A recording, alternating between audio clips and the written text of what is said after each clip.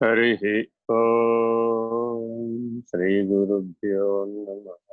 हरिः ओम् ब्रह्मानं परमसुखदं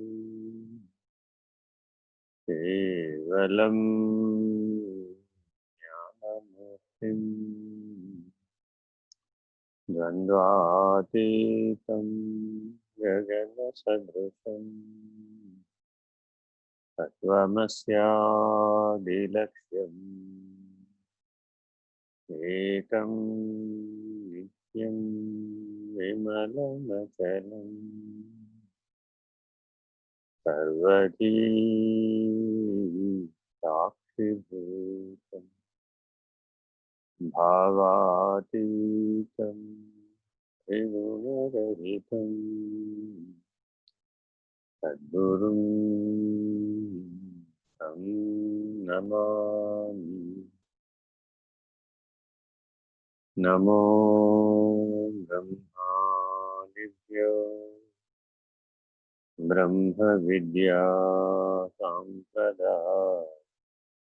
कर्तृभ्यो वंश ऋषिभ्यो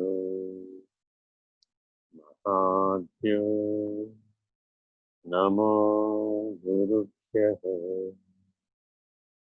सर्वोपप्लवरहित प्रज्ञानघन प्रत्यगर्भो ब्रह्मैवाहमस्मि। अहं पदार्थरहितः सदाशिवसमारम्भाः व्यासशङ्करमध्यमाम् अस्मदाचार्यपर्यन्ताः वन्दे गुरुपरम्पराम्। हरिः ओम् श्रीगुरुभ्यो नमः। हरिः ओम्। नारायण नारायण। సాయిరామ్ గురుగారు. సాయిరామ్. 16వ శ్లోకం అండి.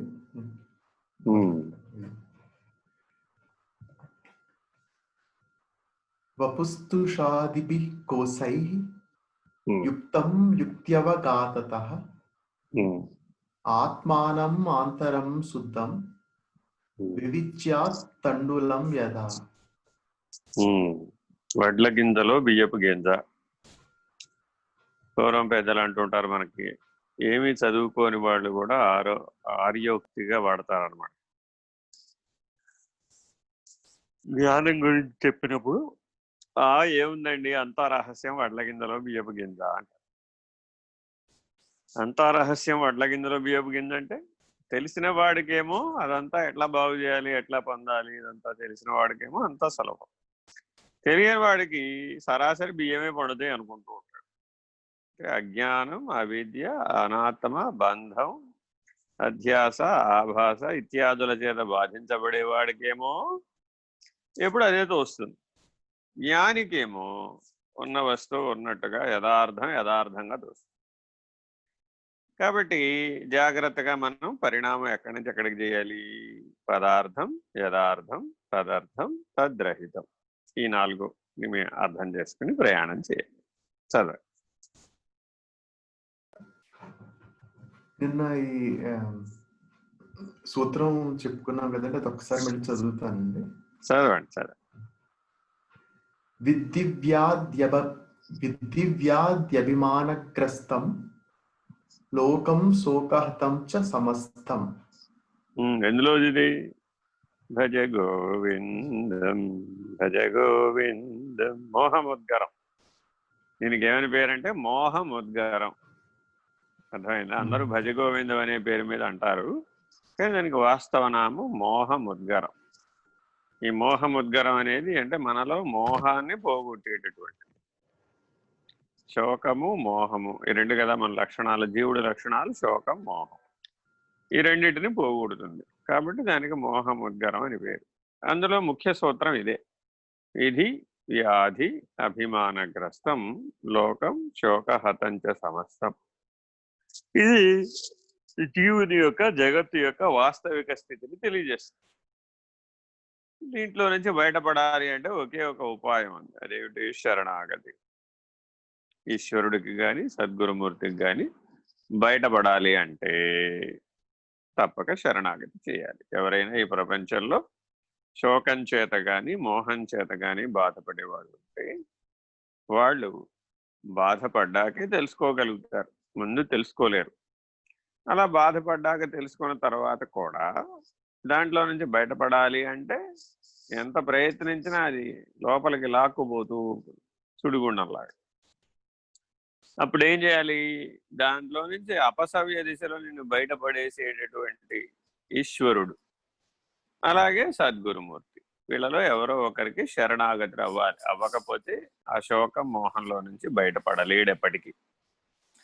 తప్పక ఇలా శరణాగతి ద్వారా సాధకులు దాన్ని ముక్తులవ్వాలి, దాంట్లో బయటపడాలి. చదవండి.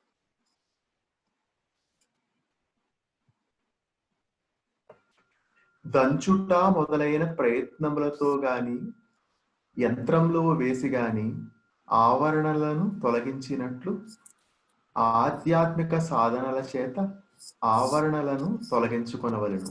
Very important. ఆధ్యాత్మిక సాధన మేము చాలా కాలం సాధన చేస్తున్నామండి, విచారణ చేస్తున్నామండి, యజ్ఞ యాగాది క్రతువులు చేశామండి, కర్మ మార్గమో భక్తి మార్గమో యోగ మార్గమో ధ్యాన మార్గమో ఏ పేరన్నా పెట్టుకోండి, అబ్బో మా కుటుంబం అంతా ఆధ్యాత్మికమేనండి అన్న వాళ్ళందరూ ఆవరణ దోషం ఎంత మేరకు నివర్తమైంది అంటే శిష్యుడు పరిణామం ఎక్కడ దాకా చెందాడో గురువు ఎట్లా గుర్తిస్తాడు అంటే ఆవరణ దోషం నివర్తమైందా లేదా, అహం నివర్తమైందా లేదా, ఇలా ఆలోచిస్తూ ఉంటారు. దీనికి ఉదాహరణ ఎలా చెక్ చేస్తారో కూడా మీకు క్లూ ఇస్తున్నాం.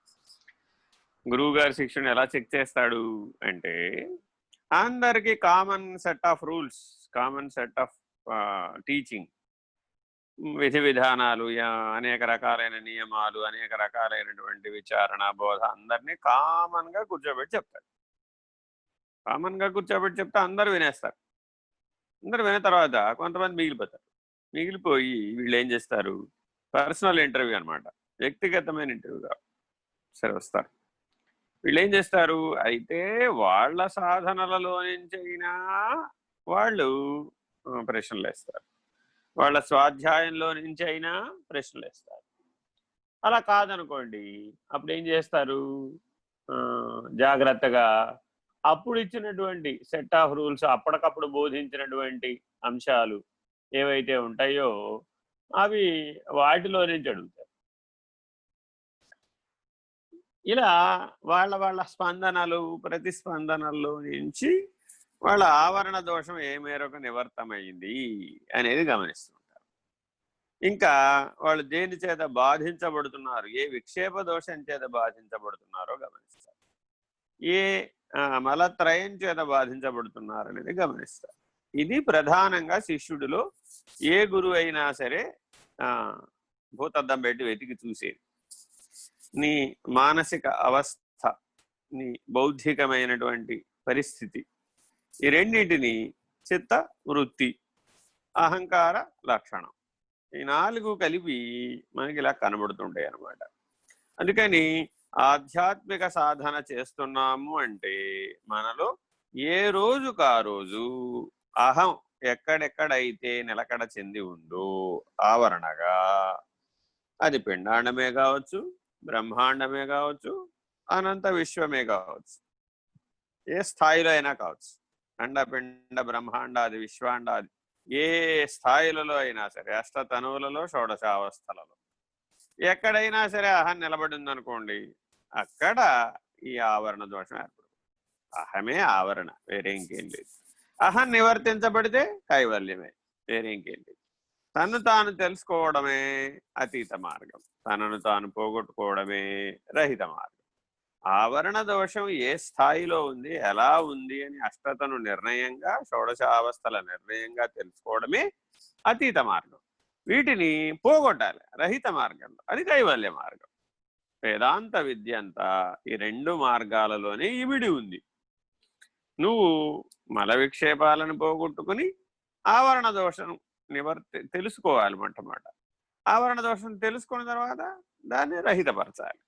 ఇలా జాగ్రత్తగా మనం పరిశీలించాలి. ఎందుకని అంటే పొలంలో పండినటువంటి వరి కంకుల్ని జాగ్రత్తగా ఇంటికి చేర్చి దంచి బియ్యం చేసి బియ్యాన్ని అన్నం వండి అన్నం పరబ్రహ్మస్వరూపం అని మనం చెప్తే దైవానికి నివేదించాలంటే పరమాన్నంగా వండాలి. మళ్ళా పుట్టి అన్నం వండితే సరిపోదు, పరమాన్నంగా వండాలి. చూడండి, నైవేద్యం ఏం పెట్టానన్నా ఇవాళ అంటే పరమాన్నం.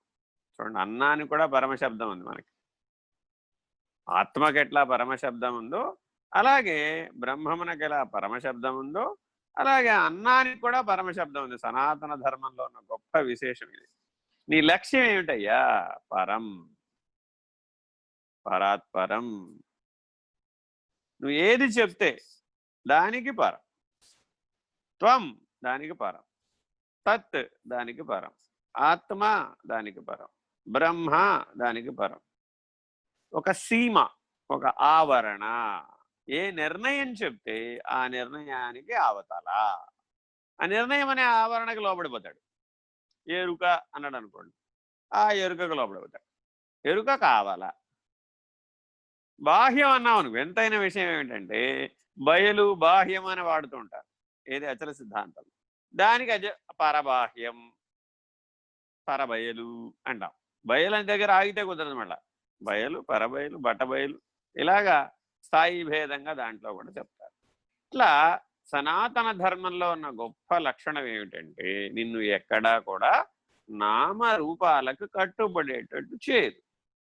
ఇవాళ మనం కలియుగంలో ప్రత్యేకమైనటువంటి సందర్భాలను మనం ఎలా చూస్తున్నామంటే బోధించేవారు ఇంపార్టెంటా, బోధ ఇంపార్టెంట్ అని గమనిస్తే బోధించేవారే ఇంపార్టెంట్ అయిపోతున్నారు. బోధించేవారు ఇంపార్టెంట్ అయిపోతే ఏమైపోయింది? అప్పుడు నామరూపాలకు కట్టుబడిపోయాడు. ఆయన ఇప్పుడు సశరీరిగా ఉండవచ్చు, అశరీరిగా ఉండవచ్చు.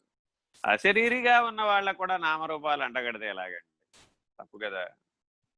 ఈ సత్యాన్ని పట్టించుకోవడం లేదు ఎవరు కూడా. ఇప్పుడు రాముడు, కృష్ణుడు సశరీరులా అశరీరులా? అశరీరులు కదా. వేదవ్యాసుడు సశరీర అశరీరి కదా. మరి అశరీరిగా ఉన్నటువంటి అవతార పురుషులు మహానుభావులకు కూడా మనం అహమనే ఆవరణని అంటగట్టడం అజ్ఞానం కదా, వైపరీత్య ప్రవర్తన కదా. ఇలా తత్వజ్ఞానానికి దూరంగా వెళ్ళిపోతున్నాం, పరతత్వానికి దూరంగా వెళ్ళిపోతున్నాం. మానవుడిలో 2 జ్ఞానాలున్నాయి. అయితే తత్వజ్ఞానం లేకపోతే పరతత్వం. అధ్యాత్మ విద్య, అధ్యాత్మ సాధన అంటే ఏంటంటే తత్వజ్ఞానాత్ పరం. అసలు తత్వజ్ఞానం అంటేనే ఏమిటయ్యా? పరమును సూచించేది ఏదో అదే తత్వజ్ఞానం. ఆ తత్వజ్ఞానాన్ని పొందు. ఏ గురువు దగ్గరికైనా వెళితే స్థిరో భవ, వరదో భవ, సుప్రసన్నో భవ, సుముఖో భవ, ఇక్కడే ఉన్నాయన, ఇలాగే ఉండునాయన అని ఆశీర్వదించడు. ముఖ్యంగా తత్వజ్ఞానానికి సంబంధించినటువంటి గురువులు వీళ్ళు ఏం చేస్తారు? తత్పరం. ఇప్పుడున్నది తత్తన్నం అనుకుంటున్నావు కదా, దానికి అవతల చూడవయ్యా అంటారు. అందుకని ఆవరణ దోష నివర్తనమే ఆధ్యాత్మిక సాధన. చదవండి. అంటే ఇప్పుడు దంచుట యంత్రంలో వేయటంతో ఆధ్యాత్మిక సాధన కంపేర్ చేశారు కాబట్టి అంటే అది కష్టతరం అని కూడా సూచిస్తున్నారు. ఇక్కడ ఒక విషయం ఉంది. నువ్వు భౌతిక దాన్ని తీసుకోకూడదు. భౌతికమైనటువంటి ఉపమానం కదా అది. అంటే సాధనోపాయములు నీకు నిన్న చెప్పాను. అందుకే ఇలాంటి ఆలోచనలు వస్తాయనే ఆ 5 లక్షణాలలో ఎలా వడ్లని బాగు చేస్తారో, ఎలా బియ్యాన్ని తీస్తారో నిన్నంతా చెప్పా. 5 స్థాయిల్లో అవి 5 సాధనోపాయములు. సాధకుడికి చెప్తున్నారు. మల విక్షేప ఆవరణ దోషాలను ఎట్లా పోగొట్టుకోవాలనేది వడ్లను దంచి బియ్యం తీయడం అనే ఉపమానంతో చెప్తున్నారు. నిజానికి కష్టతరమే. అయితే ఒకప్పుడు మనం ప్రతి ఇంట్లో ఎట్లా దంచుకుని తీసుకున్నాం? సనాతన ధర్మంలో మన దగ్గర వడ్ల మరలు లేవు, రైస్ మిల్స్ లేవు. ఎవరికి వాళ్ళు అందరూ ఎవరింటో వాళ్ళు వడ్లు దంచుకుని అన్నం వండుకునేవారు. మరి అప్పుడు కష్టమే అయితే ఎలా చేశాడు? కష్టమని కాదు అక్కడ. ఎందుకని ఏ పూట కాపూట దంచుకోవడమే కదా. ఇప్పట్లాగా నువ్వేమైనా బస్తాలు బస్తాలు దంచాలా, బస్తాలు బస్తాలు అమ్మాలా? ఆనాటి కాలంలో నియమం ఏముండేది? వారి పొలంలో ఏం పండించుకున్నారో వారు అవే తినేవాడు. ఈ కొనుక్కోటాలు బిజినెస్ లేదు కదా అప్పుడు. బార్టర్ సిస్టమ్, డబ్బు గొడవ లేదు. బార్టర్ సిస్టమ్ ఉన్నప్పుడు ఏమైంది? అప్పుడు ఏ గొడవ లేదు. నా దగ్గర కూరగాయలు ఉన్నాయి, నీ దగ్గర బియ్యం ఉన్నాయి. నా దగ్గర బియ్యం లేవు, నీ దగ్గర కూరగాయలు లేవు. బియ్యం నాకు ఇచ్చేవాడు, కూరగాయలు పట్టుకుపోయాడు. అప్పుడు సుహృద్భావ వాతావరణం ఉంది కానీ ఈనాడు ఉన్నటువంటి స్వార్థపరత్వం లేదు కదా. పైగా అసలు గుర్తుపెట్టుకో, కష్టం లేకపోతే సాధన ఎలా తెలుస్తుంది? ఒక వ్యక్తి 3 గంటలు కదలకుండా స్థిరంగా కూర్చోగలగడం నేర్చుకోవడం ఆసన సిద్ధి. అసలు ఒక వ్యక్తి 3 గంటలు కదలకుండా కూర్చుంటున్నాడా? ఎందుకని? కష్టం అనుకుంటున్నాడు. 3 గంటలు కదలకుండా కూర్చోలేని వాడికి లక్ష్యం ఏమిటయ్యా అంటే ఏకంగా మోక్షం. ఆలోచించి చూడండి మానవుడు ఎట్లా ఆలోచిస్తున్నాడు. ఎందువల్ల? అశక్తం అయిపోయిన తర్వాత, శరీరం అశక్తం అయిపోయిన తర్వాత, మనసు బుద్ధి అశక్తం అయిపోయిన తర్వాత, ప్రాణం క్షీణించిపోయిన తర్వాత అప్పుడు మొదలు పెడుతున్నాడు సాధన. అప్పుడు మరి ఎంత ప్రయత్నించినా అవి సాధ్యపడతాయా? ఇలా అయితే ఏంటి? ఎంతో కొంత నీ లోపలున్న సూక్ష్మ శరీరంలో బ్రాడ్ ఫార్వర్డ్ అజ్ఞానం ఎలా ఉందో అలా బ్రాడ్ ఫార్వర్డ్ జ్ఞానం కూడా ఉంటుంది. జ్ఞానం గనక బలంగా ఉండి సాధన సంస్కారం బలంగా ఉంటే 60 ఏళ్లకు మొదలుపెట్టిన వాళ్ళు కూడా పూర్తి చేసిన వాళ్ళు ఉన్నారు. పోస్ట్ రిటైర్మెంట్ మొదలుపెట్టిన వాళ్ళు కూడా పూర్తి చేసిన వాళ్ళు ఉన్నారు మన కళ్ళ ముందే. అందువల్ల నీలో ఉన్న బలమే నీకు ప్రధానం. నియమాలే ప్రధానం. అష్టాంగ యోగానికి యమనియమాలు అనేదే పునాది. అందువల్ల ఈ ఆవరణ దోషం నివర్తింపజేసేటప్పుడు అన్ని సాధనలని చాలా జాగ్రత్తగా చేయాలి, శ్రద్ధతో చేయాలి. ఎందుకని అంటే శ్రద్ధ లేకపోతే జ్ఞానం రాదు, జ్ఞానం రాకపోతే ఆవరణ దోషం పోదు. మిగిలిన 2 పోవచ్చు సాధన కాలంలో, మల విక్షేపాలు పోవచ్చేమో కానీ ఆవరణ దోషం నివర్తించబడాలంటే మాత్రం జ్ఞానం చేత మాత్రమే సాధ్యపడదు, మిగిలిన వాటి వల్ల సాధ్యపడదు. నువ్వెంతకాలం ఉదాహరణ చెప్తా. ఇవాళ కలికాలంలో అందరూ సులభోపాయాలని ఒక్కొక్క ఉపాయాన్ని తీసుకుని వేదం చెప్పినటువంటి, ప్రస్థానత్రయం చెప్పినటువంటి హోలిస్టిక్ అప్రోచ్, పూర్ణ సిద్ధాంతాన్ని ఎవరికి వాళ్ళు ఏం చేశారంటే ఒక్కొక్క ముక్క తీసుకున్నారు. ఒకరేం చేశారు, ఏమండి కలవు స్మరణాన్ముక్తి అన్నారు. వాళ్ళు ఏం చేశారు, ఇస్కాన్ కలిసంతారణ మంత్ర జపాన్ని ప్రోత్సహిస్తారు. 24 గంటలు జపం, నామస్మరణ, వాయిద్యాలతో నామస్మరణ చేస్తుంది, ఉత్సాహంగా ఆనందంగా భక్తి సంకీర్తనం, మొత్తం సాధన అంతా అదే. మిగిలిన వాటికి ప్రాధాన్యత తగ్గిపోతుంది. ఇంకోరు ఉన్నారు, వాళ్ళు ఏం చేశారు, శ్వాస మీద ధ్యాస, మీరేం చేయమాకండి, ఒట్టి శ్వాస మీద ధ్యాస చేయండి. విపాసన అని ఒక సిద్ధాంతం ఉంది, వాళ్ళు అంతే, ఊరక చూడటం, ఏం చేయొద్దంటారు, ఊరక చూస్తూ ఉండంతే. ఇంకో మార్గం వాళ్ళున్నారు, వాళ్ళు మౌనం, ఎంతసేపు మౌనమే. ఇంకో మార్గం వాళ్ళున్నారు, భృక్తరహిత తారక రాజయోగం. వాళ్ళేంటి, వాళ్ళు కేవలం ధ్యానం ఒకదాన్ని స్వీకరించారంతే, యోగం కంటే పై మెట్టుకు తీసుకెళ్లే ధ్యానాన్ని స్వీకరించారు వాళ్ళు. ఇట్లా ఇంకొకరు ఏం చేశారు, సహజ మార్గం, వాళ్ళు ప్రాణాహుతి, ప్రాణం మీద ప్రయోగం చేశారు వాళ్ళు. ఇంకొకరు ఏం చేశారు, కర్మ మార్గం, వాళ్ళెవరు, యజ్ఞాలు యాగాలు వగైరాలు చేసేవాళ్ళు, ఆయుధ చండీ హోమం ఇట్లాంటి పెద్ద పెద్ద పనులు చేస్తారు, అతిరుద్ర యాగం, సోమయాగం ఇలాంటివి చేస్తారు. అబ్బో అది చాలా పెద్ద పెద్ద దీక్షలు అవి. ఎందుకని, దరిదాపు ఒక 18 రోజుల దాకా ఒక్కొక్క యాగం పడితే ఆ 18 రోజులు యాగకర్త ఆహారం లేకుండా ఉండాలి, కేవలం ఒక చిన్న గ్లాసులు పాలు తీసుకుని నియమంగా ఉండాలి. మరి అలా నిలబెట్టగలగాలి అన్నమయ శరీరాన్ని. అలా స్థిరంగా ఉంచుకోవాలంటే మరి ఎంత సాధకుడే ఉండాలి. అట్లా పూర్వకాలం నుంచి సనాతన ధర్మంలో అనేక రకాలైనటువంటి సాధనలు, కేవలం గాలిని ఆహారంగా భుజించేవాళ్ళు, కేవలం నీటిని ఆహారంగా భుజించేవాళ్ళు, కేవలం ఆకుల్ని ఆహారంగా భుజించేవాళ్ళు, ఇట్లా కేవలం కందమూలాదులనే భుజించేవాళ్ళు, కేవలం పళ్ళని మాత్రమే భుజించేవాళ్ళు, ఇట్లా కేవలం నిరాహారులుగా ఉండేవాళ్ళు, పంచాగ్ని మధ్యంలో ఉండేవాళ్ళు, ఇలా నది మధ్యంలో ఉండేవాళ్ళు, అంటే కంఠం వరకు నీళ్ళలో ఉంటారు, తపస్సు చేస్తారు. ఏకపాదం మీద నిలబడేవాళ్ళు, చెయ్యెత్తి నిలబడతాడు ఒక ఆయన, అంతే, ఎప్పటికి జీవితకాలం చెయ్యెత్తే ఉంటాడు అంతే. కొంతమంది ఇట్లాంటి విపరీత ప్రవర్తనలు చాలా ఉంటాయండి. వీటి సాధనల్లో అసలు ఉన్నన్ని విపరీత ప్రవర్తనలు ఏది ఎందులోనూ ఉండవు. కానీ ఇవన్నీ మల విక్షేపాదులకు పనికొస్తాయి. కానీ తత్వజ్ఞానం విన ఆవరణ దోషం నివర్తి కాదు, సమస్య లేదండి. ఆవరణ దోషం మిగిలిపోతే మరలా మల విక్షేపాలు తయారైపోతాయి. సందర్భానుసారం అర్థమైందండి. వాళ్ళ సాధన గురించి ప్రశ్నించాడు అనుకోండి, అంతే, ఆ సాధనతో కూడిన సాధకుడు ఉంటాడు లోపల, వాడు రియాక్ట్ అవుతాడు. అదే జ్ఞాన సాధన కూడా సాధనే. జ్ఞానం తత్వజ్ఞానంగా పరిపక్వత చెందలేదు. అందుకే మనం ఏం చెప్తున్నాం, ఉర్వారు కమివ బంధనాన్ మృత్యోర్ముక్షీయవామృతాత్. దోసకాయ పండు బాగా పండాలి. ఎంత పండాలయ్యా? చెప్పా పెట్టకుండా తొడి ఊడిపోవాలి, ప్రయత్నం లేకుండా తొడి ఊడిపోవాలి, ఉన్నది ఉన్నట్లుగా తొడి ఊడిపోవాలి.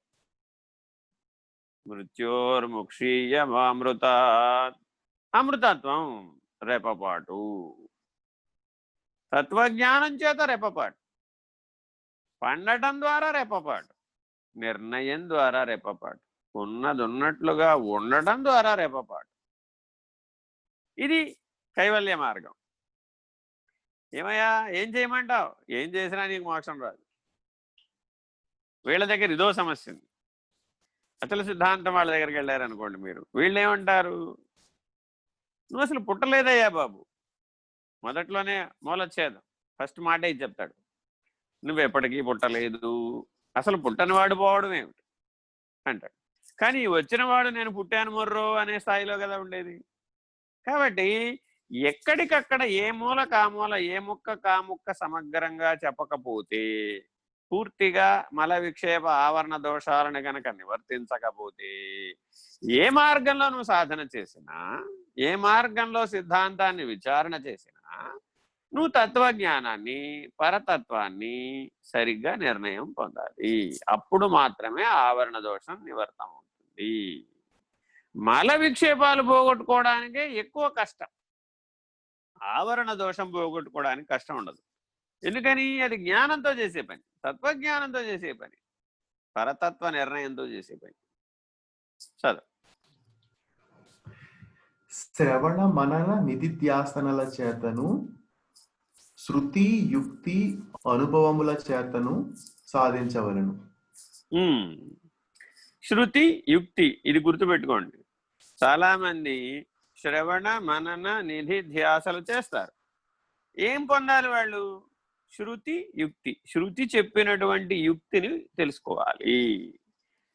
రీడ్ బిట్వీన్ ది లైన్స్ అంటుంటాం మనం. అక్కడ ఏముందో అదే వాక్యాలను ఎంతసేపు పునశ్చరణ చేసినా నీకేం స్ఫురించలేదనుకోండి, వృధా, అలా చేయాల్సిందే.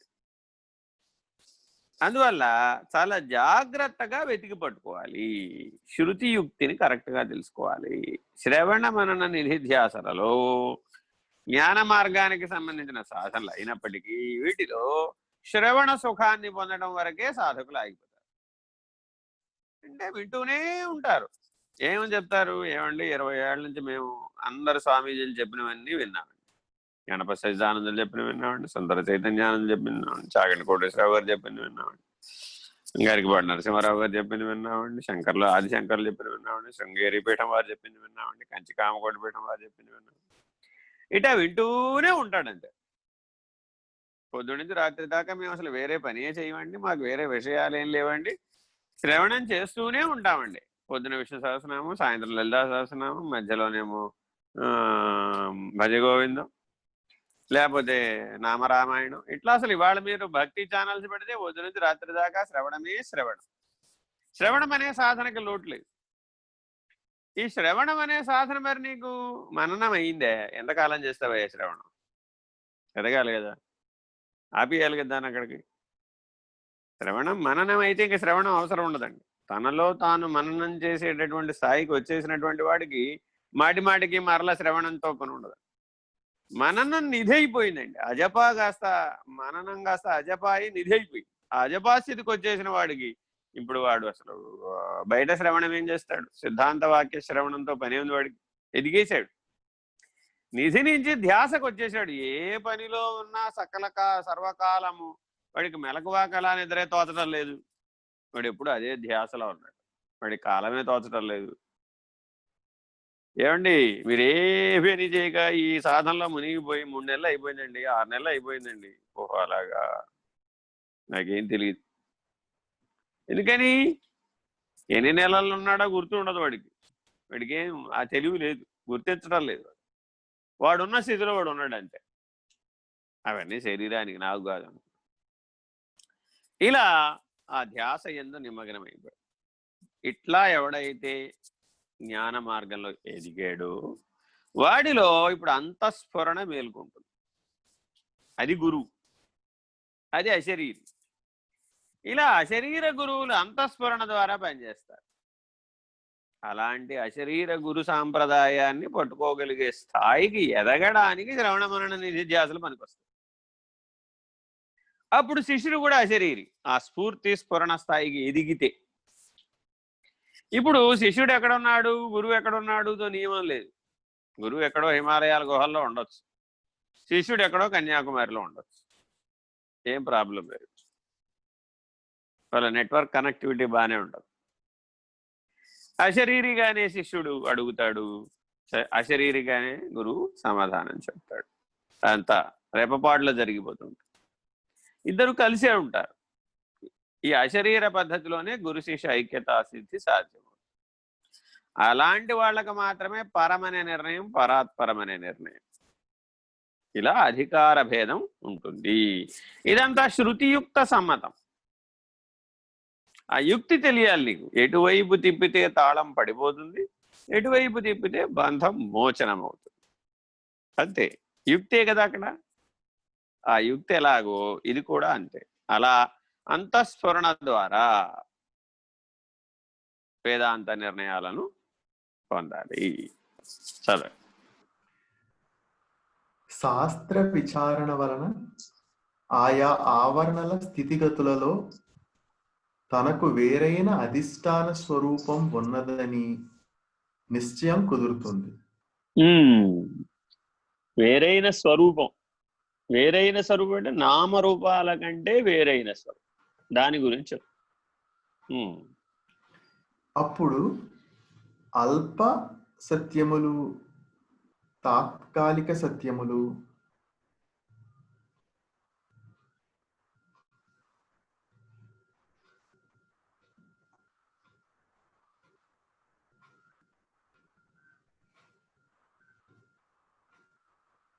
అన్నిటికీ అత్తగారు పక్కకి తప్పుకోవాలన్నమాట. ఇక తప్పుకుని ఏం చేయాలి? అంతగారేం వానప్రస్థం పుచ్చుకోవాలి.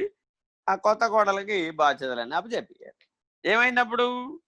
నువ్వు శరీరం కాదు అని తెలియజెప్పే పనికి అత్తగారు గురువు గారు, భర్త గారు గురువు గారు, మామయ్య గారు గురువు గారు. ఒకవేళ వీళ్ళకంటే కోడలు గారే తెలివైంది అనుకోండి, జ్ఞానవంతరాలు అనుకోండి, ఆవిడే వీళ్ళకి తెలియజెప్పు, నష్టమేం లేదు. కాబట్టి వయోభేదాన్ని మనం నిమిత్త మాత్రం అన్నమాట, మిగిలిందంతా జ్ఞానభేదమే. ఇట్లా తాత్కాలిక సత్యం, భ్రాంతిగత సత్యం, అలా జీవితం అంతా కూడా మనని పరిణమింపచేస్తూ ఉంటాయి. ఆ వాక్యం మళ్ళా చదవండి. అప్పుడు అల్ప సత్యములు, తాత్కాలిక సత్యములు, భ్రాంతి సత్యములు అయిన విషయముల నుండి దృష్టి మరలుతుంది. అది వీటి యందు దృష్టి ఉన్నంతసేపు మల విక్షేప ఆవరణ దోషాలు ఉంటాయి అన్నమాట. మళ్ళా చెప్పండి. అల్ప సత్యాలు, తాత్కాలిక సత్యాలు, భ్రాంతి సత్య, అంతేనా? అవునండి. ఈ మూడు బాగా గుర్తుపెట్టుకోవాలండి. మా సాధకులందరినీ ఆకర్షిస్తాయి. ఇవి రకరకాలుగా ఆకర్షిస్తాయి. రుద్రాక్ష పెట్టుకుంటే నువ్వు ఏకంగా రుద్రుడు అయిపోతావు. మెళ్ళో శివలింగం వేసుకుంటే నువ్వే శివుడివి. లేకపోతే చక్రాంతాలు, ఇటువైపు సుదర్శన చక్రం, అటువైపు శంకు చక్రాలు, శంకు చక్రం ముద్రలు వేయించుకుంటే నువ్వే విష్ణుమూర్తివి. ఇవన్నీ ఏమిటి? ఇవన్నీ నీకు ఆ లక్ష్యాన్ని సూచించడానికి చెప్పి పెట్టినటువంటివి. అల్ప సత్యాలు, తాత్కాలిక సత్యాలు, భ్రాంతిగత సత్యాలు. విభూతిని ధరిస్తే చాలయ్యా నువ్వే శివుడివి, కుంకం పెట్టుకుంటే చాలయ్యా, పసుపు మొహం నిండా పసుపు రాసుకుంటాడు, మొహం నిండా పసుపు రాసుకుని పెద్ద బొట్టెడతాడు, చేతిలో గాజులు వేసుకుంటాడు, కాళ్ళకు పట్టీలు పెట్టుకుంటాడు, స్త్రీ వలె వేషధారణ చేసి నేనే అమ్మవారిని అంటాడు. ఈ రకమైన దీక్షలు కూడా ఇవాళ కనబడుతున్నాయి. ఇలా ఇవన్నీ వీటన్నిటి వెనకాల రహస్యాలు ఏంటి అంటే శివదీక్షలు, భవానీ దీక్షలు, అయ్యప్ప దీక్షలు, విష్ణు దీక్షలు, శని దీక్షలు, అవి ఇవి కాదు అసలు. ఈ ప్రపంచంలో దీక్షలు ఇప్పుడు యేసు ప్రభువులు కూడా దీక్షలు పెట్టుబడి. ఇవన్నీ ఏమిటంటే ఇట్లా దీక్షలతో మిమ్మల్ని పరిణామం చెందించే విధానం అంతా ఏమిటి అంటే అల్ప సత్యాలు, తాత్కాలిక సత్యాలు, భ్రాంతి సత్యాలు. జ్ఞానం రానంత వరకే ఇవ్వనికి వస్తాయి. జ్ఞానం వచ్చేసిన తర్వాత ఇంక ఇవి ప్రయోజనశీలం కావు. ఎలాగా? స్కూల్కి యూనిఫామ్ ఉంటుంది, యూనివర్సిటీకి కూడా యూనిఫామ్ ఉంటుందా? ఎక్కడన్నా ఎంఎస్ చదువుకోవడానికి అమెరికా వెళ్ళాడండి. అమెరికాలో ఎంఎస్ చదువుకునే ఆక్స్ఫర్డ్ యూనివర్సిటీలో, ఏమండి ఆక్స్ఫర్డ్ యూనివర్సిటీకి ఇక్కడ యూనిఫామ్ లేదేమిటండి అని అడుగుతారు ఎవరన్నా? No need. ఎందుకని? అక్కడంతా జ్ఞానులు కదా. యూనివర్సిటీలో చదువుకునేవాడు ఎవడు? పిహెచ్డి చేసేవాడు జ్ఞాని. వాడు తత్వం నుంచి పరతత్వానికి ఎదుగుతున్నాడు. ఒకసారి తత్వజ్ఞాన నిర్ణయం వచ్చేసిన తర్వాత ఇంకా వాడికి యూనిఫామ్ పెట్టాలా వద్దా అంటే, ఇంకా యూనిఫామ్ గురించి ఆలోచిస్తున్నాడు వాడు ఇంకా కిండర్ గార్డెన్లోనే ఉన్నాడు. ఇది మనం గమనించాలన్నమాట. అందుకని మన జీవితం అంతా అల్ప సత్యాలు, తాత్కాలిక సత్యాలు, భ్రాంతిగత సత్యాలతోనే ఎదుగుతాము. ఎదగడం కోసమే అవి ప్రతిపాదించబడ్డాయి. కానీ అక్కడ ఆగిపోతే అదే అజ్ఞానంగా మారిపోతుంది, అదే మూఢత్వంగా మారిపోతుంది, అదే అహంగా మారిపోతుంది, అదే ఆవరణ దోషంగా మారిపోతుంది, అదే మల విక్షాపాదులు కల్పిస్తుంది. ఇది ఇలాంటి చిక్కు మన సనాతన ధర్మంలో చాలా చోట్ల చూస్తాం. చాలా మంది ఆ వికాసం పూర్తి కాకుండా, వివేకం పూర్తి కాకుండా అక్కడికి ఆగిపోతాడు. మడిబడ దగ్గర బండి ఆగిపోతుంది. మడిబడ దగ్గర బండి ఆగిపోతే ఎట్లాగా?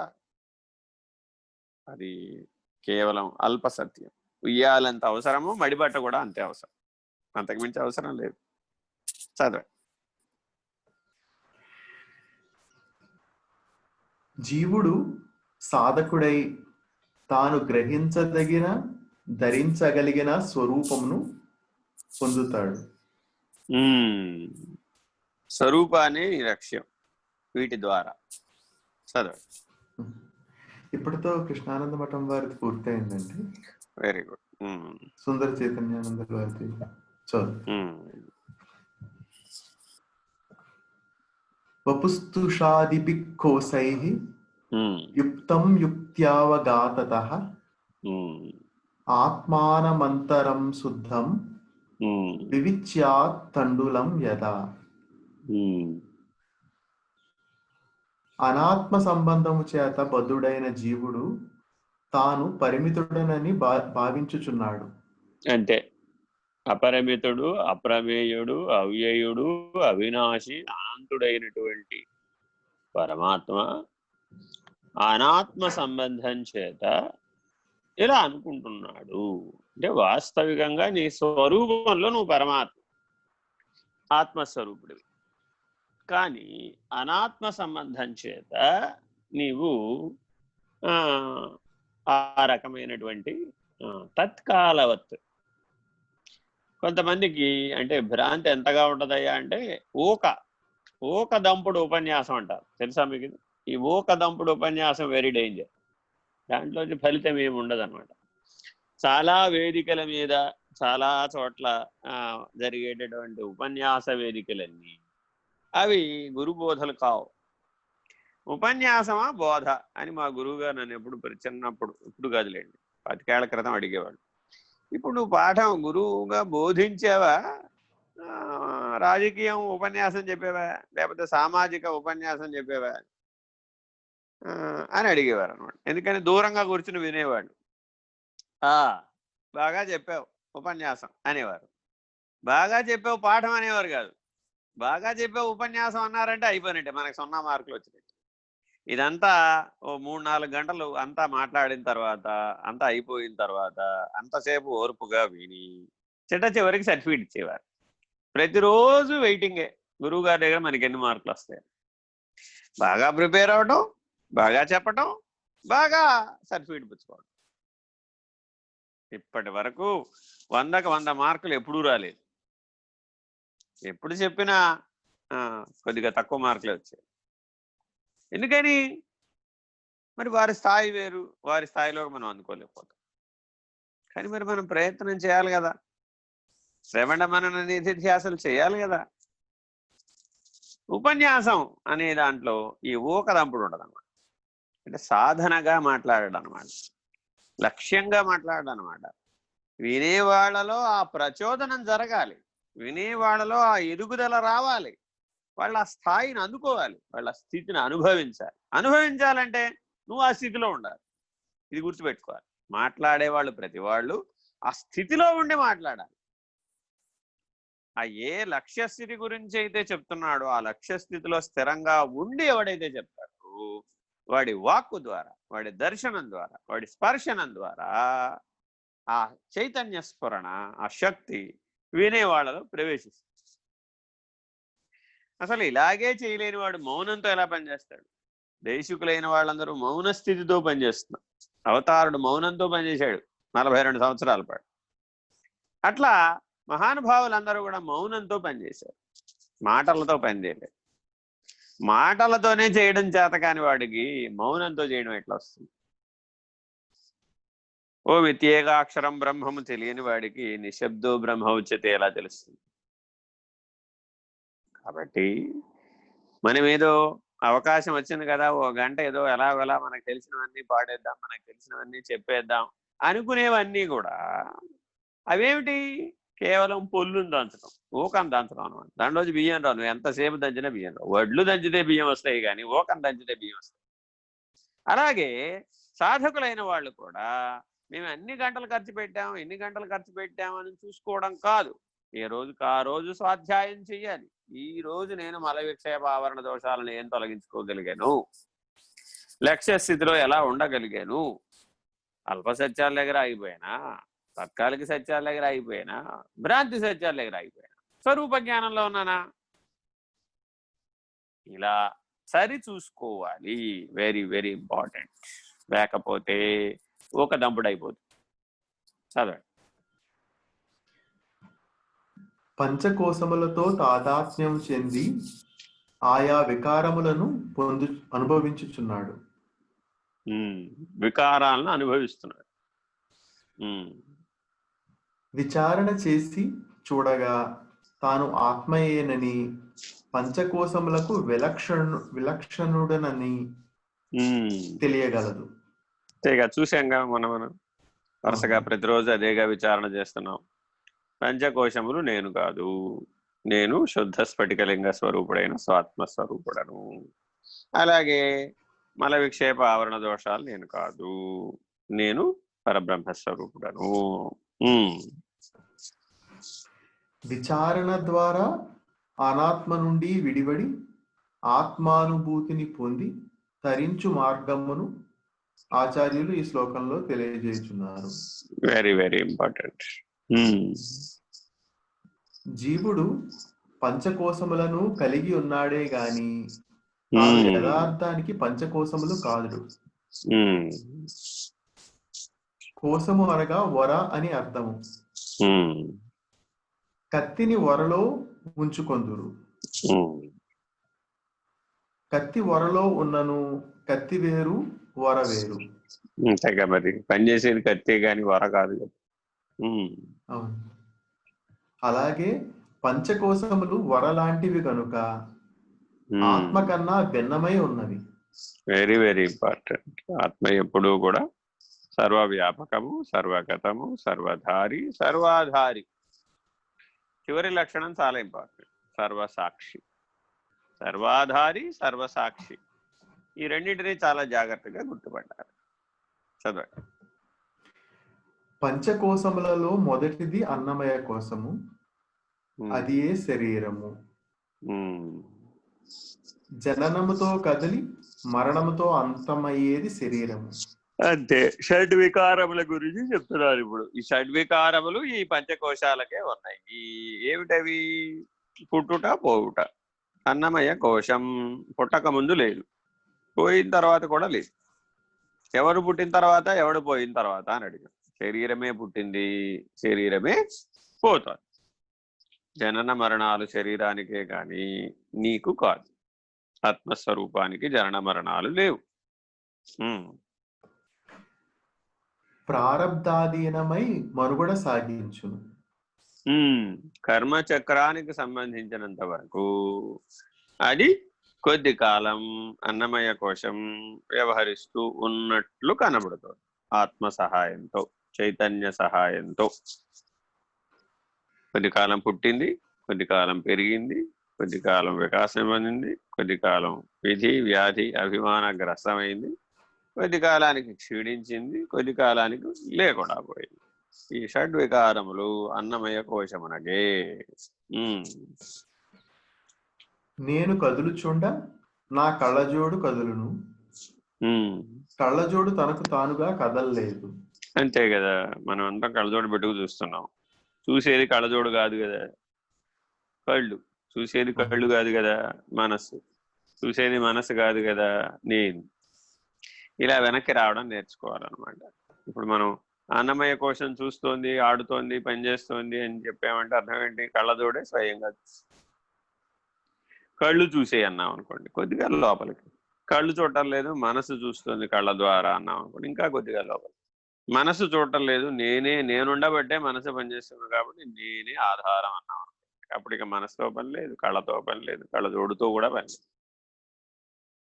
అని ఇప్పుడు వాడు వ్యవహారంలో కళ్ళజోడు పెట్టుకోకూడదా అనకూడదు.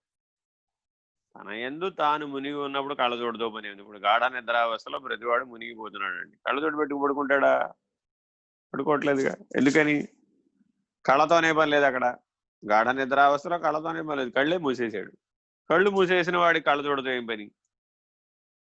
అందుకని చాలా జాగ్రత్తగా గమనించాలి. ఏది దేనికి ఆధారము, ఏది దేనికి ఆధేయం. ఆధారాధేయ విమర్శ గురించి చెప్తున్నారు. చదవండి. అలాగే శరీరము కళ్ళజోడు వలె జడప్రాయమైనది, తనంతట తాను కదలలేదు. కదలలేదు, చూడలేదు, ఏం చేయదు. చైతన్య ప్రభావముతో చెలించును. అంతే. శవం దగ్గరికి వెళ్ళాం, చూడమ్మా అందరూ ఏమంటుంటారు, ఇటు చూడరా రే, ఒకసారి నన్ను పిలవరా రే అంటుంటాడు. వాళ్ళ ఏడుపులన్నీ చూస్తే నాకు నవ్వొస్తుంది. వాడు బతికి బాగున్నప్పుడు పొరపాటు కూడా వాడిని పలకరించిన వాడు ఉన్నాడు. వాడి దగ్గరికి వెళ్ళి, నా ఇటు చూడు నాయన, నన్ను నాతో మాట్లాడిన ఆయన, నాకేదో చెప్తానన్నావు కదా నాయన అని వాడితో ఏదో శవంతో సంభాషిస్తూ ఉంటారు. ఇప్పుడు వీడు ఎవరితో మాట్లాడుతున్నారు? వాడితో వాళ్ళే మాట్లాడుకుంటున్నారు. అది ఆయన ఉలుగుతుందా, పలుకుతుందా? అది బట్టి కళ్ళజోడు లాంటిది. అది ఉలకదు, పలకదు, కదలదు, ఏం ప్రయోజనం లేదు దాంతో. ఘటమటాదుల వలె దేహము కూడా దృశ్యమై ఉన్నది. అంతే కదా. ఓ కొండ, ఓ ఇల్లు. ఘటం అంటే కొండ, మఠం అంటే ఇల్లు, లేదా ఆశ్రమం, లేదు పిండాండం, లేదు బ్రహ్మాండం. అన్వయం పెట్టుకోవాలంటే అటు. ఘటం అంటే పిండాండం, మఠం అంటే బ్రహ్మాండం. ఇవన్నీ ఆశ్రయాలే తప్ప అధిష్టానం కాదు కదా. ఆ కొండ దేని నిమిత్తమై వాడబడిందో ఆ కొండకు ఆ పేరు నామరూపాలు కూడా రావచ్చు. ఆ బ్రహ్మాండం ఏదో ఓ పేరు పెట్టాం, ప్రాక్సిమా సెంటియారీ అన్నాం. అది కూడా సూర్యుడు లాంటిదేమో నక్షత్రం.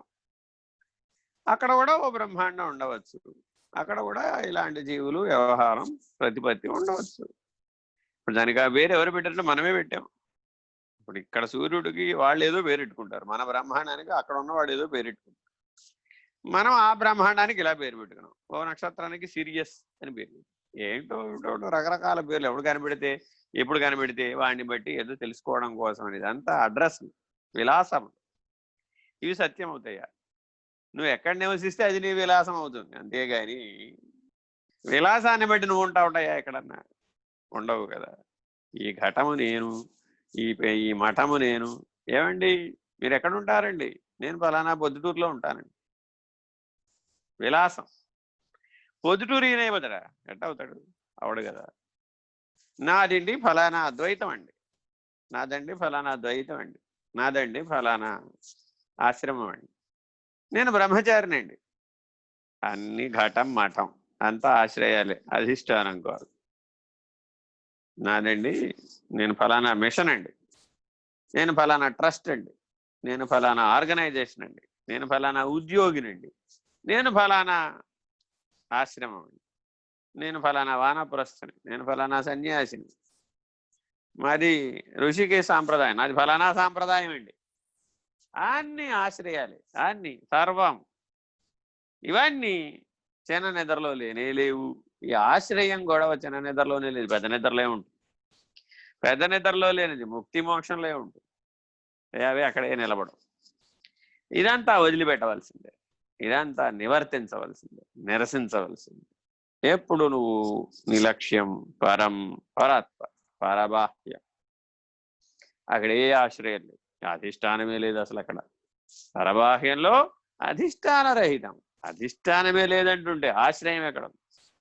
కాబట్టి ముందు మన గొడవ ఆశ్రయంతో, కాబట్టి అతీత దృష్టితో ఆశ్రయాన్ని వదులుకోవాలి, రహిత దృష్టితో అధిష్టానాన్ని పోగొట్టాలి. చదువు. దృశ్యమైనది నశించును. అంటే దృశ్యం అంతా ఆశ్రయం కదా. ఇప్పుడు మనం మాట్లాడుకున్నవన్నీ దృశ్యాలే.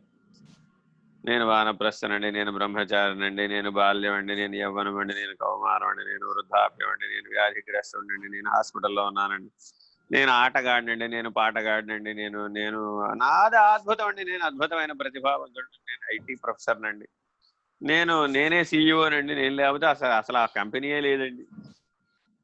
అన్ని ఆశ్రయాలు, దృశ్యాలు అంతే. నేను లేకపోతే అసలు ఈ దేశమే లేదండి, నేను లేకపోతే ప్రపంచమే లేదండి, నేను లేకపోతే ఏదీ లేదండి. సత్యం నాయన, నువ్వు లేకపోతే ఏదీ లేదు. వాడు భ్రాంతితో అయినా సత్యమే చెప్తున్నాడు. నేను లేకపోతే ఏదీ లేదండి, నా సంసారమే లేదండి. ఉన్నాయన, నువ్వు లేకపోతే సంసారం ఎలా ఉంటుంది? ఉండదు. నీతోనే అది ముడిపడింది. నీ ఆహాన్ని వదిలిపెడితే అవేమీ లేవు. అవి ఆశ్రయాలు, దృశ్యాలు. ఈ సత్యాన్ని తెలుసుకొని అయినా మరి నేను పని చేయమంటారండి? వద్దండి, శుభ్రంగా ఈ జ్ఞానంతో తెలుసుకుని పనిచేయి.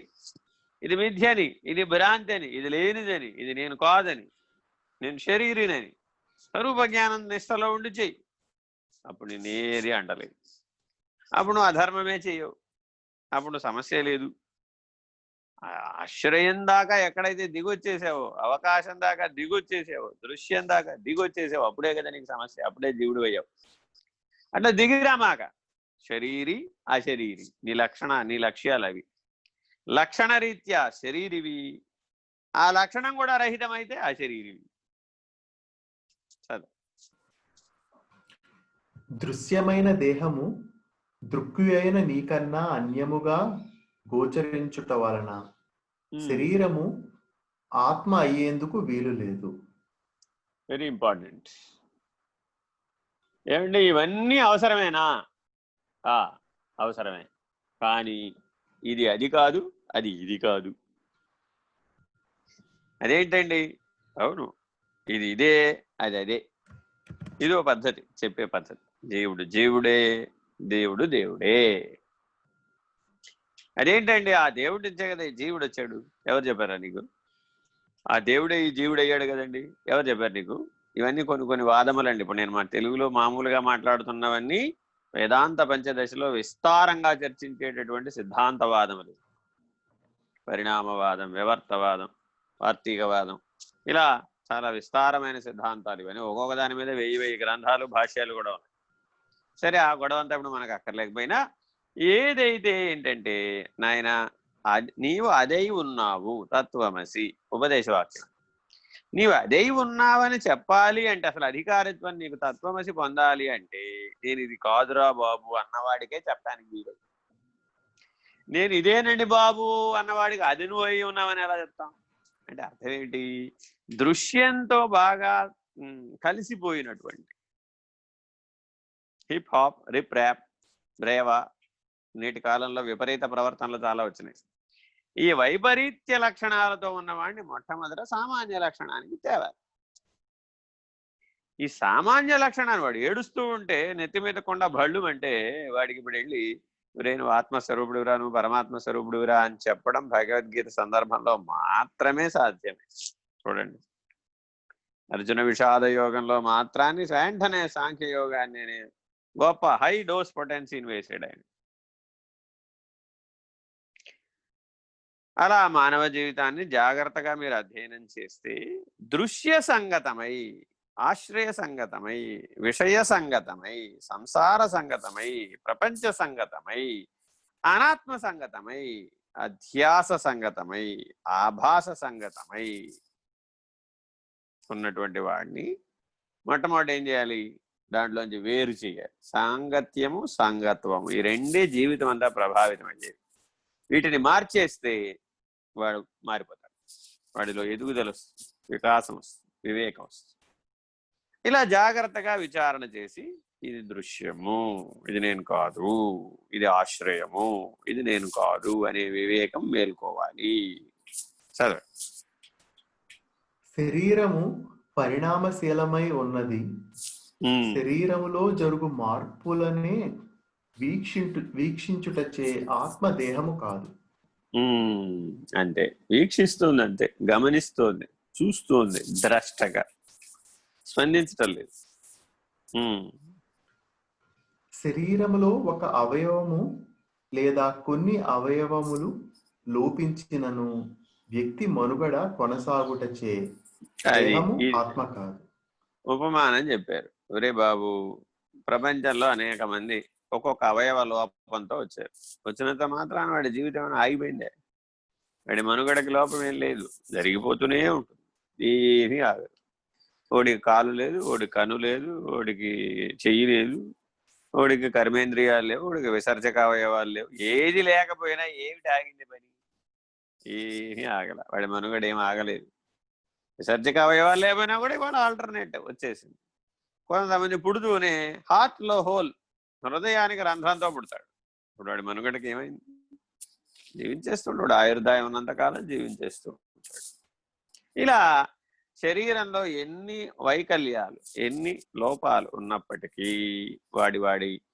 వాడి అరిషడ్ వర్గాలు, వాడి సుఖ దుఃఖాలు, వాడి సూక్ష్మ శరీరం, భోగాయతనం, భోగ సాధనం, ఈ రెండింటిలో ఏం మార్పు రాదండి. ఇది గుర్తుపెట్టుకోవాలి. ఎన్నన్నా ఉండనివ్వండి, వాడి అరిషడ్ వర్గాలు, వాడి తాపత్రయాలు, వాడి రుణత్రయాలు, వాడి త్రిపుటి అంతా అలాగే ఉంటుంది. అదంతా లోపల సూక్ష్మ శరీరం. ఈ బయట ఉన్న అన్నమయ కోశం కాదు.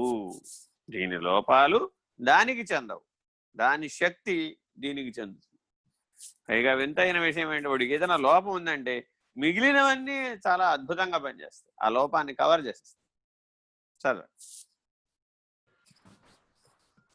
అవయవ లోపము చేత జీవుడు నశించని విధముగా దేహము సంపూర్ణముగా నశించినను జీవుడు నశించడు. అంటే దేహం అంతా పోతే మాత్రం ఏమైంది? దేహాంతర ప్రాప్తి జీవుడికి కలిగేసింది కదా. జీవుడు ఎక్కడికి పోయాడు? వాడెక్కడికి పోలే, ఇంకో శరీరానికి పోయాడు. ఈ రాత్రికి ఈ శరీరంలో పడుకున్నాడు, ఈ శరీరంలోనే లేచాడు అనుకోండి, ఉన్నాడు అన్నాం. ఈ శరీరంలో లేవలా, ఇంకో శరీరంలో లేచాడు, పోయాడు. అంతే, ఈ శరీరం నుంచి ఇంకో శరీరానికి పోయాడు. అంతకు మించి అక్కడ ఏం పెద్ద ప్రమాదం జరిగింది ఏం లేదు. సమస్య ఎక్కడ కావాలి మనకి? ఇప్పుడు ఈ జీవుడు తనను తాను కర్మచక్రంలో మరలా పుట్టేటటువంటి అజ్ఞానాన్ని కోల్పోవాలి. తాను పరమాత్మనని తెలుసుకోవాలి. అది లోపల రావాలా, ప్రశ్న బయట రావాలా? ఇప్పుడు ఈ విచారణ అంతా ఎవడికి వాడికి లోపల జరగాల, బయట జరగాల? అంటే పక్కవాడితో చెప్పాలా, మనమంతా మనం మాట్లాడుకోవాలా? స్వాధ్యాయానికే ఆత్మబోధ. నీ లోపల నువ్వు ప్రశ్నలు వేసుకోవాలి, నిన్ను నువ్వు బాగా గమనించుకోవాలి. నీ లోపల మల విక్షేప ఆవరణ దోషాలు ఎలా ఉన్నాయో తెలుసుకుని నివర్తించాలి. జీవభావం నుంచి పరమాత్మ స్థితికి ఎదగాలి. సరే,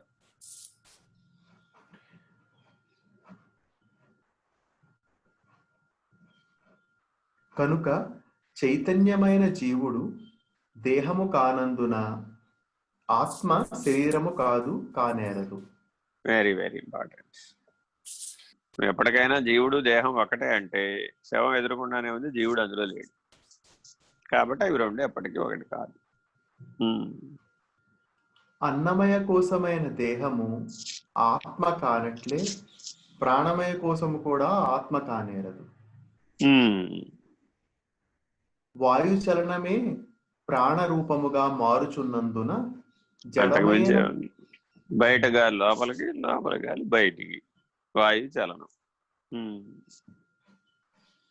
అందువలన జడమైన ప్రాణము శ్వాస వలె సంచరించుచున్నదే గాని తాను చైతన్యము కానేరదు. అబ్బే ఏమి లాభం లేదు దాంతో. ఊరికే గాలి గాలి తిత్తి కొట్టుకుంటూ కమ్మరి కొలిమి దగ్గర గాలి తిత్తి కొట్టుకున్నట్టే, బయట గాలి లోపలికి, లోపలి గాలి. ఏ శక్తి ప్రభావం చేత, ఏ చైతన్య ప్రభావం చేత ఈ కొట్టుకోవడం జరుగుతుందో ఆ చైతన్యం తప్పుకుంటే అంతా బట్టిదే. గాలి బుడగ, ప్రాణమయ కోశం గాలి బుడగ అంతే. దేహమునకు వెలుపల వాయువుగా చరించునదియే శరీరములో చరించునప్పుడు ప్రాణమగుచున్నది అంతే. బయట తిరిగితేనేమో వాయువు అన్నాం బ్రహ్మాండ స్థాయిలో, పిండాండ స్థాయిలోనేమో ప్రాణం అన్నాం అంతే. శరీరం అన్నమయ కోశమేమో కొండ, ప్రాణమయ కోశమేమో గాలి బుడగ అంతే. వాయువు జడమే గనుక అది లోపలున్నను జడమే అయి ఉన్నది అంతే. ఎక్కడుంటే మాత్రమే ఉంది, పంచభూతాలన్నీ జడమే, అందులో చైతన్యం అనుస్యూతంగా వ్యాపకమై ఉంది కాబట్టి అవి నీకు అనుభవాన్ని ఇస్తున్నాయి. ఆ చైతన్యం అక్కడ ఉంది, ఇక్కడ ఉంది. ఇక్కడ అక్కడ రెండు చోట్ల బహిరంతరములనే తేడా లేకుండా వ్యాపకమై ఉన్న చైతన్యాన్ని ఎవరైతే గుర్తించారో వాడికి పంచకోశాలు అప్రధానమే, పంచభూతాలు అప్రధానమే. ప్రాణము దేనిని తెలుసుకొనలేదు, అందుచేత ప్రాణము జ్ఞానస్వరూపమైన ఆత్మ కానేరదు. ప్రాణం అనుభవించడానికే పనికొస్తుంది కానీ తెలుసుకోవడానికి పనికిరావట్లేదు. జ్ఞాన సదృశం కాదు అది, చేతన సదృశం, చైతన్య సదృశం కాదు. చైతన్యం చేత నడపబడుతుంది కాబట్టి ప్రాణం జడం. అన్నమయ ప్రాణమయ కోశముల తర్వాత తెలియదగినది మనోమయ కోశము. నేను నాది అనేది అహంకార మమకారాలకు నిలయము అంటే మనోమయ కోశం అంటే ఏమిటి? ఈ శరీరం నాది, ఈ ప్రపంచం నాది, ఈ వస్తువులు నావి, నేను శరీరాన్ని. అహంకారం మమకారం. ఏమండి, నా వస్తువు, నా ల్యాప్టాప్ ఎక్కడో కనబడలేదు చూడండి, నా సెల్ ఫోన్ ఎక్కడుందో కనబడలేదు చూడండి, నా శరీరం ఎక్కడుందో కనబడలేదు చూడండి, నేను ఎక్కడున్నానో కనబడలేదు చూడండి. ఇట్లా అన్నమాట అహంకారం మమకారం. నీ ఇంట్లో ఉన్న అన్ని వస్తువులలో ప్రతిబింబించేది నువ్వే, ఆ వస్తువులు కాదు. ఓ గరిట కనపడకపోతే చాలు ఇల్లాలకి గంగబెర్రలు వస్తాయి, బీపీ వస్తుంది. అహంకార మమకార సముదాయమే మనోమయ కోశం, వేరేమి లేదు. మనోమయ కోశం అంటే ఏమిటి? అహంకారం మమకారం. కర్తృత్వ భోక్తృత్వ అభిమానాలకు ఆలయం అంతే. బాగా విచారణ చేశాం కదా మనం ఇదంతా. కర్తృత్వ, కర్త, భోక్త, ఎంతసేపు అంతే. నేనండి 50 ఏళ్ల క్రితం పుట్టింటి నుంచి తెచ్చుకున్నానండి. ఏమిటి? నేతి చిట్టి గిన్నె. ఆ నేతి చిట్టి గిన్నె ఆ బయట పెట్టింది, కాకి ఎత్తుకుపోయింది. దాంతో గొడవ వచ్చింది. ఆవిడికి పాపం 4 నెలల రోజుల పాటు నిద్రపడ. నా పుట్టింటి నుంచి తెచ్చుకున్న గిన్నెని కాకెత్తుకుపోయిందిరా బాబు, అయిపోయాయి. ఇట్లా ఉంటాయి మనలో అహంకార మమకారాలు, కర్తృత్వ భోక్తృత్వాలు. చాలా జాగ్రత్తగా విడవాలి, ప్రయత్నించి విడవాలి, సాధన చేత విడవాలి. వాటంతట అవే ఎప్పటికీ పోవు. ఎంత ప్రయత్నం చేసినా కర్మ మార్గంలో అసలు బలపడిపోతాయి. అజ్ఞానమునకు ఆధారము మనస్సే జగత్తును చిత్రించుచున్నది. మనోమూలమిదం జగత్. అదే అన్ని చిత్రాలు చేసేది, అంతకుమించి ఏమీ లేదు. నా చిన్నప్పుడు అండి అందరూ కాసేపు పోసుకుని మడి కట్టుకునేవారండి. ఇప్పుడు ఎవరూ కట్టుకోవట్లేదు. ఇంపార్టెంట్ ఏమిటి ఇప్పుడు మనకి? స్వరూప జ్ఞానం ఇంపార్టెంటా, మడిబట్ట ఇంపార్టెంటా? మడిబట్ట పనిముట్టు. స్వరూప జ్ఞానం లేని మడిబట్టను ఏం చేసుకుంటావు? 100 ఏళ్ల పాటు మడిగట్టావు, స్వరూప జ్ఞానం రాలేదు, ఆత్మజ్ఞానం రాలేదు, పరమాత్మ స్థితి నిర్ణయం కాలేదు. అప్పుడు ఏం చేద్దాం? అంటే వస్త్రాలన్నీ వదిలేసి దిగంబరుడుగా ఉన్నంత మాత్రాన స్వరూప జ్ఞానం పొందినట్టేనండి. ఎవరు చెప్పారు? అసలు శరీరాన్ని వస్త్రంగా చూడరా బాబు అంటే శరీరం పైన వస్త్రం కట్టేదాని సంగతి ఎవడు అడిగాడు? అంటే అర్థం ఏంటంటే అసలు వికాసం ప్రాథమిక స్థాయిలోనే రాకపోతే నువ్వు పిహెచ్డి ఎట్ట చేస్తావురా అని అర్థం. కానీ సామాన్య కర్మ సదాచారణం, ఆచరణ తప్పక ఉండాలి. కానీ అది వైపరీత్యంగా ఉండకూడదు, విపరీత భావనను సంతరించుకోకూడదు, దాంట్లో అహం చేరకూడదు, కర్తృత్వ భావం చేరకూడదు. Very very important. కర్తృత్వం భోక్తృత్వాన్ని ప్రయత్నపూర్వకంగా త్యజించాలి. మనోనాశముతో జగత్తే అదృశ్యమవుచున్నది. మనస్సు కనుక లేకపోతే ప్రపంచమే లేదు. పూర్వం వాడు ఎవరెవరితోనో ఎక్కడెక్కడో ఏదో రకాలైన ఉద్యోగాలలో, ఏదో రకమైన వ్యాపారాల్లో, వ్యవహారాల్లో, వ్రతాల్లో, దీక్షల్లో ఆ గృహిణి కానీ ఆ గృహస్థు కానీ ఎన్నో పనులు తన జీవితంలో చేయవచ్చు. వానప్రస్థ సన్యాస ధర్మాలకు వచ్చేసాడు. ఏమైపోయినప్పుడు అవన్నీ నివర్తించిపోయినాయి. ఆ ప్రపంచం ఇప్పుడు ఏం లేదు, ఆ మనుషులు లేరు, వాళ్ళందరూ వాళ్ళ ప్రపంచాల్లో వాళ్ళు ఉన్నారు. వాళ్ళ ప్రపంచంలో ఈయన లేడు, ఈయన ప్రపంచంలో వాళ్ళు లేరు, అంతే. ఓ 25 ఏళ్ల క్రితం ఎక్కడో ఓ దగ్గర పని చేసేవాడు, అక్కడ ఉన్న మనుషులు, అక్కడ ఉన్న ప్రపంచం, అక్కడ ఉన్న వ్యవహారం, ఆ గొడవ అంతా. అయినా ఇంకా ఏదైనా శేషం మిగిలిందనుకోండి, ఆ శేషం వచ్చి ఇక్కడ పట్టుకో. ఇప్పుడు ఆ ప్రపంచం లేదు వాడికి, ఇప్పుడు ఆ గొడవ లేదు, ఇప్పుడు ఆ వ్యవహారము లేదు. కానీ అక్కడ ఇక్కడ తాదాత్మ్యత కలిగిన మనుషులు ఉండిపోతారు. అహంకార మమకారాలతో కూడిన తాదాత్మ్యత కలిగిన మనుషులు మిగిలిపోతారు. వాళ్ళు వెతుక్కుంటూ వీళ్ళన్నా వస్తారు, వీడైనా వాళ్ళని వెతుక్కుంటూ వెళతారు. తప్పదు. ఈ సమిష్టిలో, ఈ పరిణామంలో ఇలా మనకు కనబడుతూ ఉంటుంది. దీనికంతటికి కారణం మనోమూలం ఇదం జగత్. వాడు నిన్ను ఎందుకు వచ్చాడయా? అయింది వాడికి నీకు ఏనాటిదో రుణత్రయంలో భాగం. ఏమిటి రుణత్రయం? ఋషి రుణం కానీ, పితృ రుణం కానీ, శాస్త్ర రుణం కానీ, ఏదో రుణం ఉంది కాబట్టి వచ్చాడు. రుణం తీరింది, పోయి ఎక్కడున్నాడో నిన్ను వెతకడు వాడికి. మనం ఎప్పుడో చిన్నప్పుడు ఎవరో క్లాస్మేట్లు ఉంటారనుకోండి, వాళ్ళు మళ్ళీ మనం వెతుక్కుంటూ వస్తారా? వాళ్ళ ప్రపంచంలో వాడి జీవితంలో వాడు చేస్తూ ఉంటాడు. ఎప్పుడో ఎవడో మళ్ళా వస్తాడు, ఒరే ఒరే ఒరే ఒరే ఇంకా విడికి మనకి రుణం మిగిలిందిరా నాయన అని గుర్తించాలి. ఉంది కాబట్టే వ్యవహరిస్తున్నాం, లేకపోతే వ్యవహరించాల్సి. ఆఖరికి జ్ఞానపరమైన రుణమైనా సరే, ఏమండి నాకు ఆ స్వామీజీ చెప్తేనే బాగుంటుంది, నాకు ఈ స్వామీజీ చెప్తేనే బాగుంది. ఎందుకని? జ్ఞానపరమైన రుణం, సంస్కారయుతం. నా క్రియాయోగం అయితేనే బాగుంటుంది, నా జ్ఞానయోగం అయితేనే బాగుంటుంది. ఇలా ఎక్కడికక్కడ అన్ని పరిమితులే. వీటన్నిటికి కారణం ఏమిటి? మనోమూలం ఇదం జగత్. అలా ఆ గురువుతో, ఆ స్వామీజీతో, ఆ ఆశ్రయంతో, ఆ ఆశ్రమంతో నువ్వు సంబంధపడ్డావు. నీ లక్ష్యం మాత్రం స్వరూప జ్ఞానం, ప్రపంచం కాదు. చదవ. జాగ్రత్త స్వప్నావస్థలయందే గోచరించి సుషుప్తిలో లయించుచున్నది.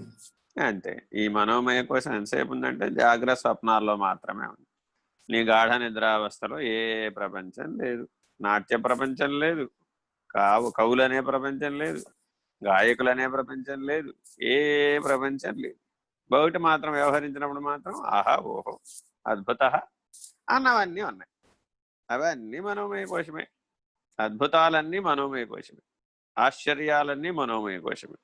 కర్తృత్వాలు, భోక్తృత్వాలు, అహంకారాలు, మమకారాలు సర్వం అంతా గాఢ నిద్రలో మునిగాడు. బొడుంగుమని మునిగి మగ్నత చెందింది.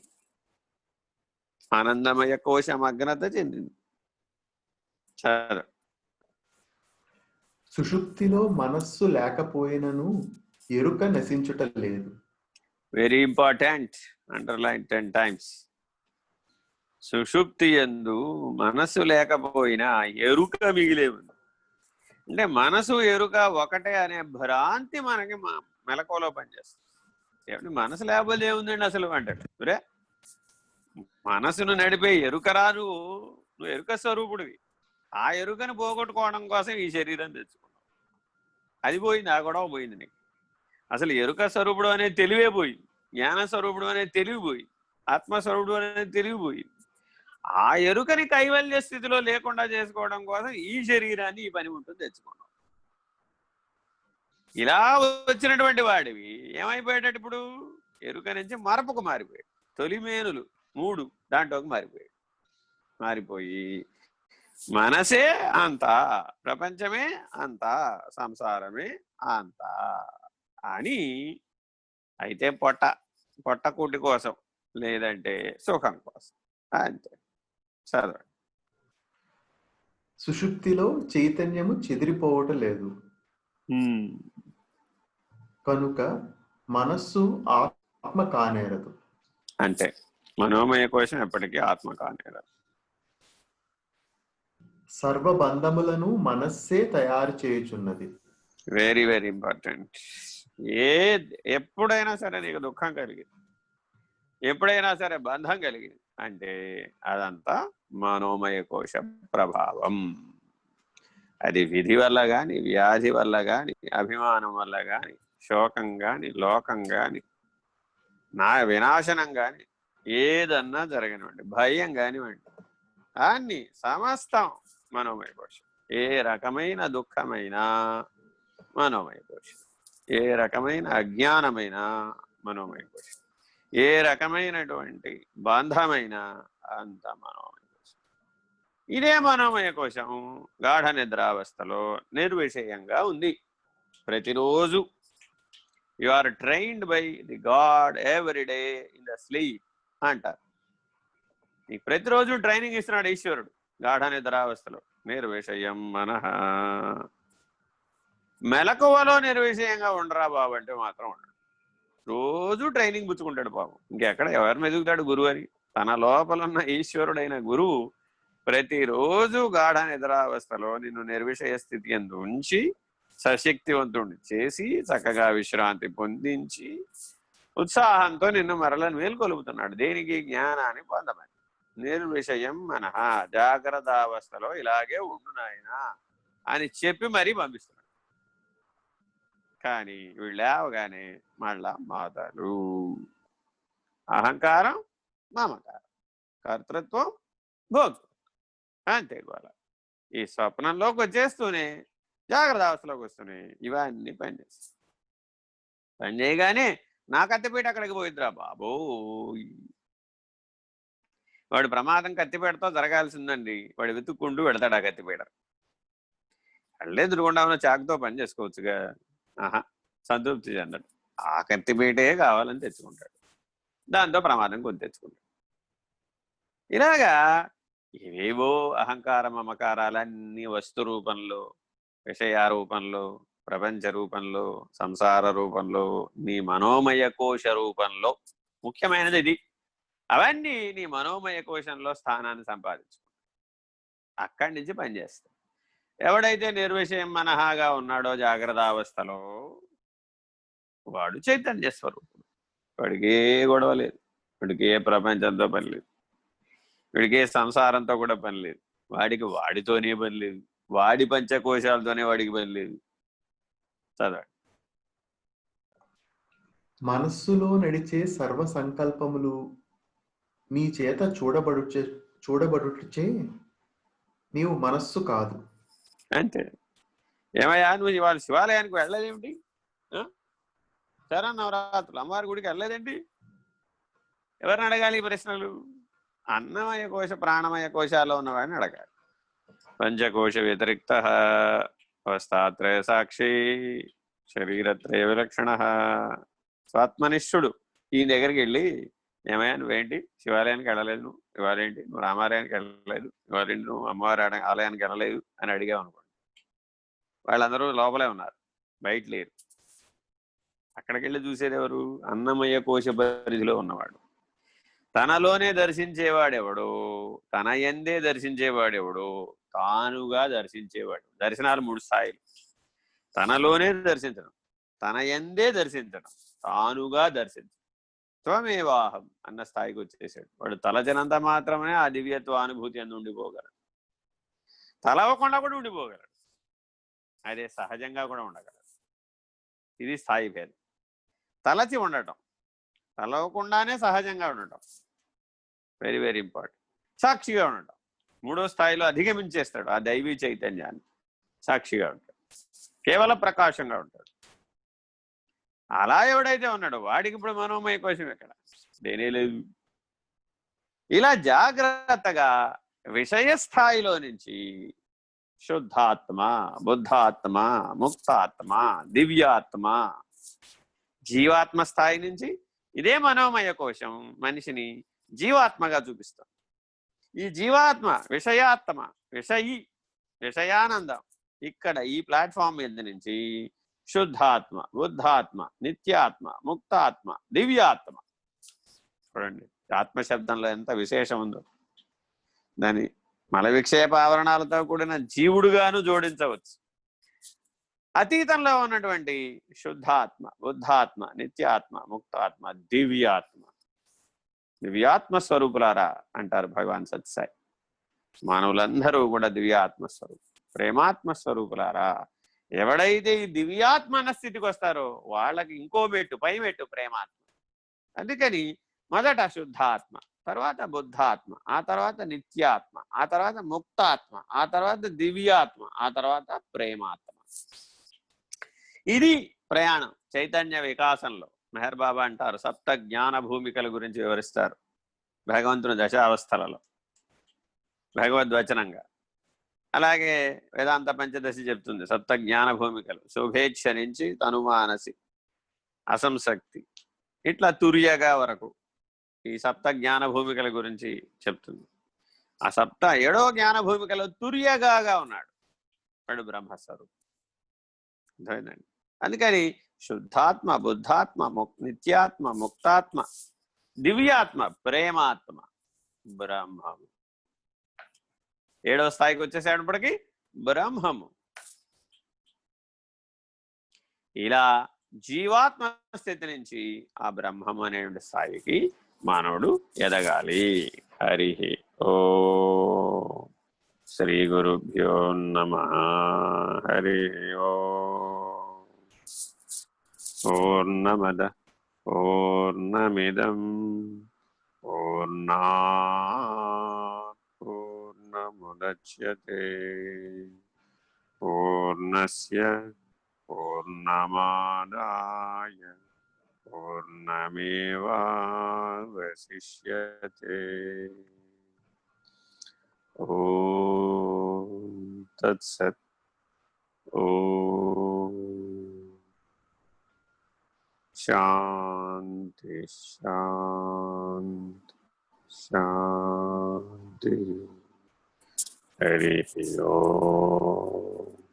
శ్రీ గురుభ్యో నమః. హరి ఓం. నారాయణ నారాయణ.